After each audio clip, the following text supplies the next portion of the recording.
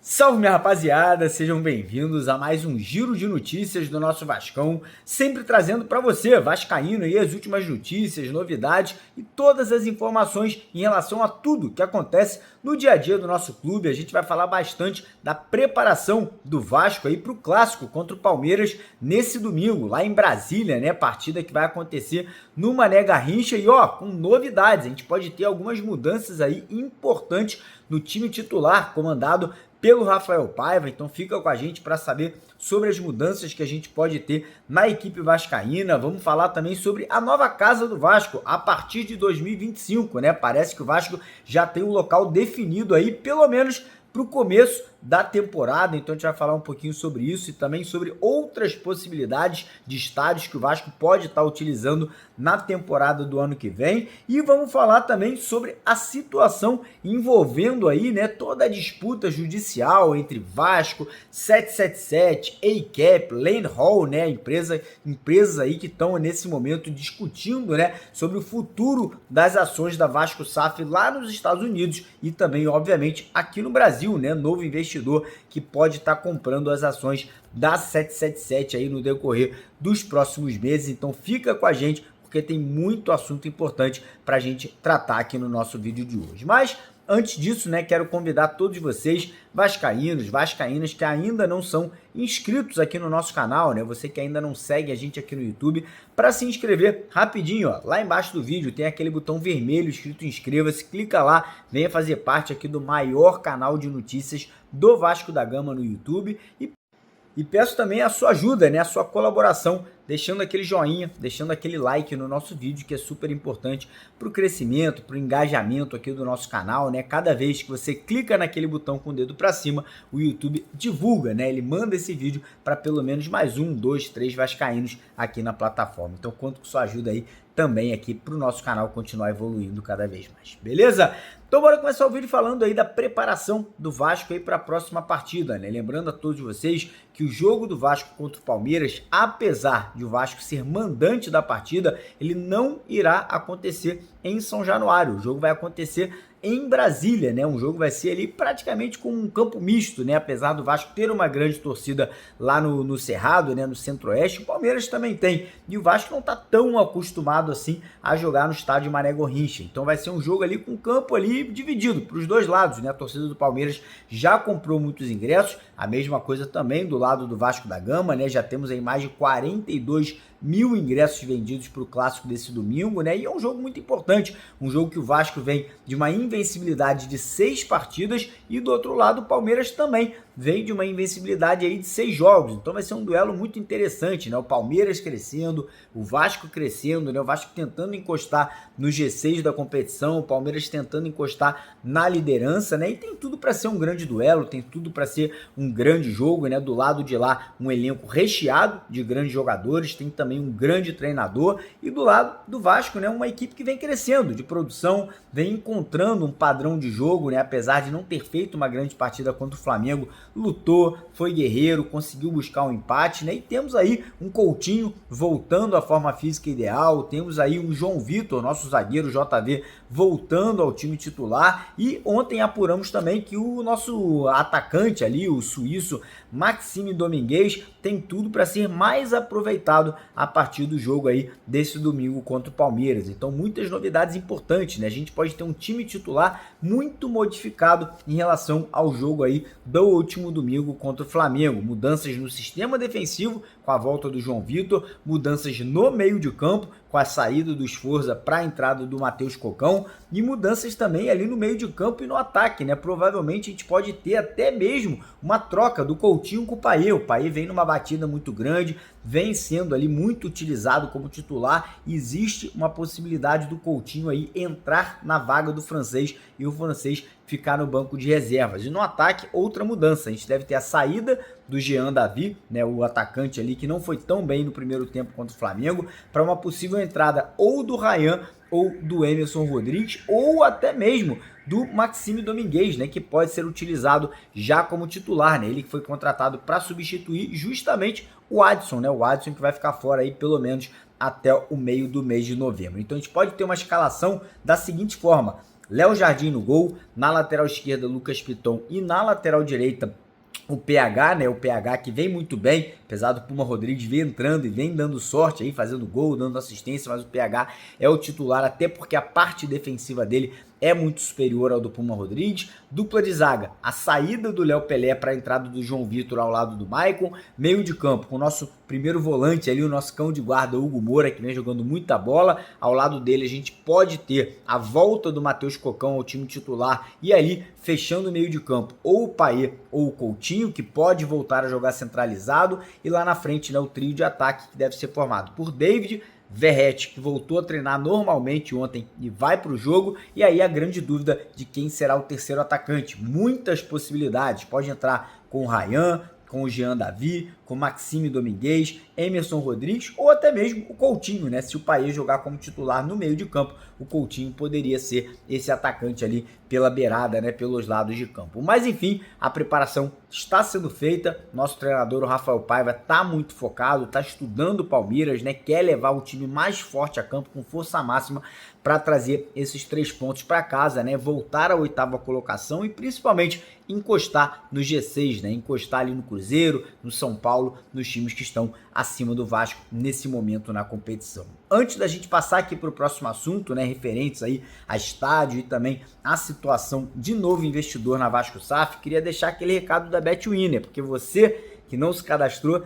tá dando mole, tá perdendo tempo. A BetWinner cara, na minha opinião, é sem sombra de dúvida uma das melhores casas de apostas do mundo inteiro, não só do Brasil. Eles têm muitos benefícios, tem jogos ao vivo em tempo real, depósito e retirada através do Pix. E para quem é inscrito aqui no canal e se cadastrar usando o link aqui do nosso canal, tem alguns benefícios exclusivos. Primeiro, você ganha 130% de bônus no seu primeiro depósito, ou seja, se você depositar R$100, vai ganhar 230. Se você depositar R$1.000, você vai ganhar R$2.130 lá na BetWinner. Além disso, toda semana, não tem essa, toda semana, em dias de jogo do Vasco, eles sorteiam pelo menos uma camisa. Essa semana serão 5 camisas oficiais e mais R$5.000 no Pix. Então quem quiser participar desse sorteio, ganhar essa promoção, corre lá no primeiro comentário fixado, clica no link da BetWinner para poder participar aí do sorteio, ganhar o bônus promocional de 130% e várias outras promoções que eles têm lá no site deles, né? Como eu falei, além de tudo isso, ainda tem jogos ao vivo com imagens lá no site da BetWinner. O link está no primeiro comentário fixado aqui do vídeo de hoje, beleza? Falar um pouquinho agora sobre estádio, né? Onde o Vasco vai jogar ano que vem, quando São Januário entrar em reforma. Ontem a gente teve acesso ao presidente da Portuguesa da Ilha, né? Conversamos um pouquinho, inclusive hoje a gente vai ter um bate-papo com ele no período da tarde, e ficou ali, né, no ar a possibilidade do Vasco usar o estádio da Portuguesa da Ilha, pelo menos no Campeonato Carioca, né? É óbvio que o Vasco estiver jogando Libertadores, Sul-Americana e obviamente no Campeonato Brasileiro do ano que vem, a tendência é que o Vasco acabe utilizando ou o Maracanã ou também o Engenhão, né, que é o estádio do Botafogo. Mas para o começo do ano, né, para o começo da temporada, o Pedrinho já está em tratativas aí com o presidente lá da Portuguesa da Ilha para que o Vasco possa utilizar o estádio deles ali em jogos de menor público, né, contra adversários um pouco menores ali no Campeonato Carioca. Então hoje à tarde a gente vai entrar em contato, a gente vai conversar com o presidente da Portuguesa da Ilha para formalizar, né, essa possibilidade do Vasco aí tá utilizando lá o estádio, né, da Portuguesa lá na Ilha do Governador. Passando aqui agora para o próximo assunto, cara, vamos falar sobre algo delicado. Como vocês devem lembrar, o Pedrinho, quando ele assumiu o cargo ali, né, de cargo máximo da Vasco SAF, né, entrando na justiça contra a 777, conseguindo tirar a 777 do comando, acabou, no final das contas, entrando num acordo com a ACAP, né, a ACAP que hoje é comandada pelo Kenneth King, lá nos Estados Unidos. E quem que é a ACAP? A ACAP acabou acumulando ali as funções da 777 quando tudo aquilo aconteceu, né, acordos judiciais nos Estados Unidos, ações lá em Nova York, né, que foram colocadas contra a 777 com dívidas de quase 10 bilhões de reais, e nesse acordo que o Pedrinho entrou, né, com a ICAP, acabou suspendendo duas ações, uma na Justiça do Rio de Janeiro e outra na FGV, né, que estava sendo discutido ali a possibilidade do Vasco reaver, né, totalmente o controle das ações da Vasco SAF. Então o Pedrinho acabou suspendendo por 90 dias, mas esse prazo está terminando, esse prazo está acabando. E no momento que foi suspenso esse acordo, né, o Pedrinho ele entendia que 90 dias seriam necessários para resolver tudo e para a ICAP, né, vender as ações da 777 para um novo investidor. Acabou que isso não aconteceu, existe um imbróglio muito grande nos Estados Unidos, né, discutindo esse assunto, se a ICAP ou a Loud Hall, né, que deveriam estar participando dessa venda ali das ações da Vasco SAF,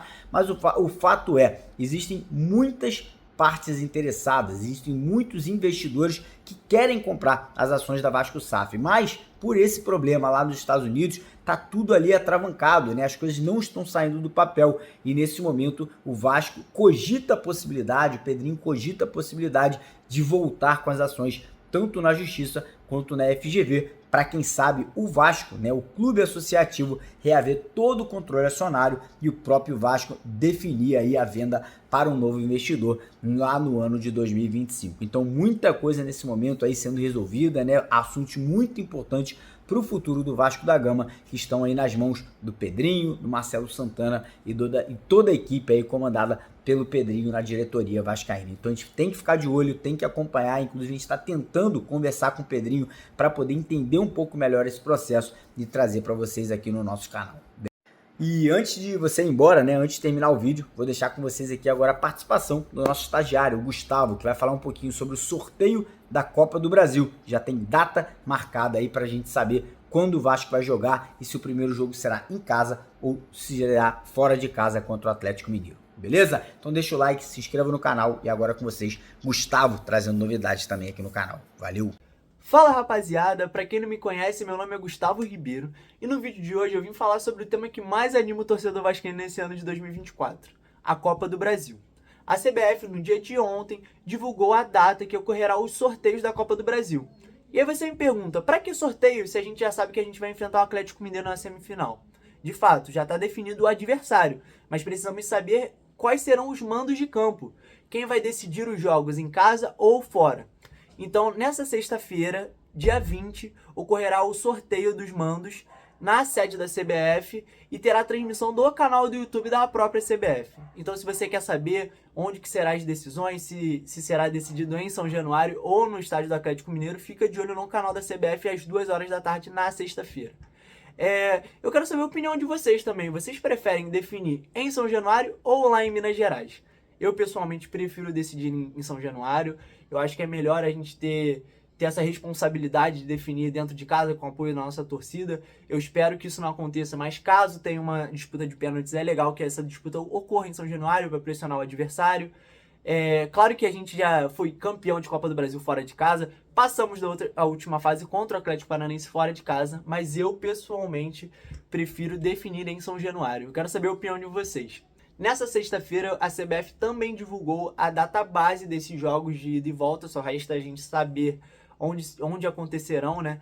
Data base por quê? Porque podem ter alterações caso tenha algum imprevisto, mas ocorrerão mais ou menos nessas datas. Dia 2 de outubro, o jogo de ida, e o jogo de volta dia 17 de outubro. Então, torcedor vascaíno, eu quero que você deixe aqui embaixo nos comentários como que está a sua expectativa para a Copa do Brasil. Se você prefere decidir em São Januário, em caso de pênalti, você já está com o coração preparado para isso? Então eu quero que você deixe aqui embaixo nos comentários. Valeu, rapaziada, e até o próximo vídeo.